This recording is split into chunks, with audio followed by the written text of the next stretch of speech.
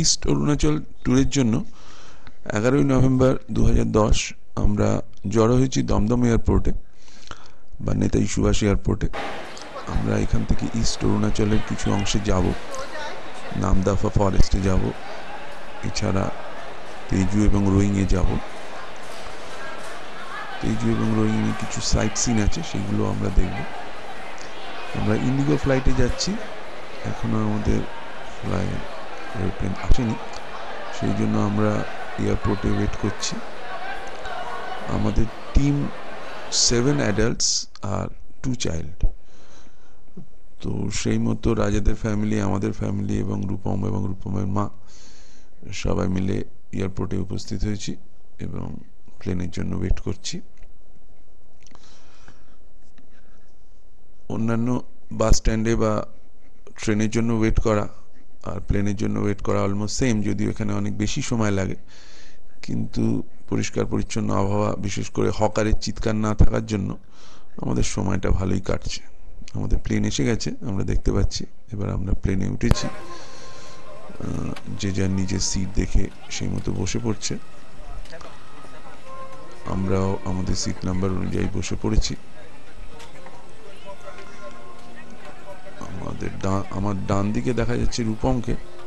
রূপম বসে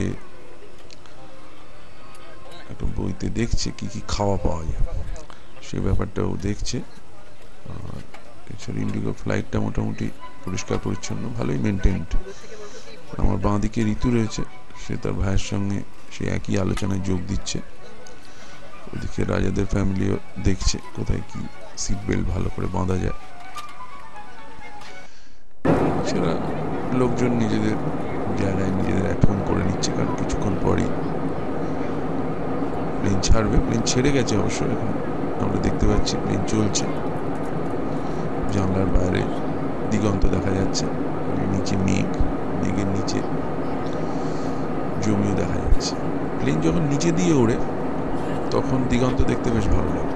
প্লেন খুব বেশি হাইটে উঠলে তো উপরে আকাশ, নিচেও আকাশ, তো সেক্ষেত্রে দেখার বিশেষ কিছু থাকে না।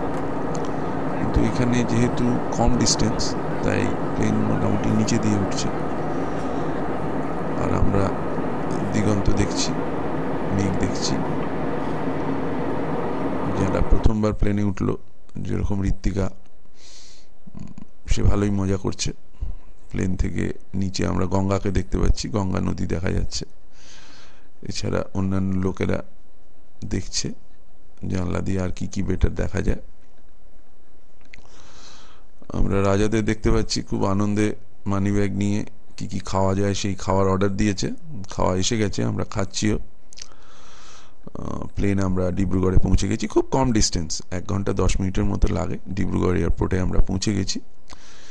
ডিব্রুগড় এয়ারপোর্টে আমরা সেফলি ল্যান্ড করবার পরে আমরা আমাদের গাড়ির জন্য ওয়েট করছি। গাড়িও এসে গেছে। সাফারি বুক করা হয়েছিল প্রথমে, পরে অবশ্য জায়গার অভাবের জন্য আমরা সেটা টাটা উইঙ্গারে চেঞ্জ করতে বাধ্য হই। আমরা হোটেলে পৌঁছলাম, আমাদের হোটেল রাজ প্যালেস, সেখানে আমরা 1 রাতের জন্য আছি। আমাদের পৌঁছতে প্রায় 5টা বেজে গেছিলো, ওখানে 4:30 সন্ধে হয়ে যায়। সেই সন্ধেবেলায় লাঞ্চ খাচ্ছি, ইভিনিং লাঞ্চের পরে আমরা বসেছি রিফ্রেশমেন্ট।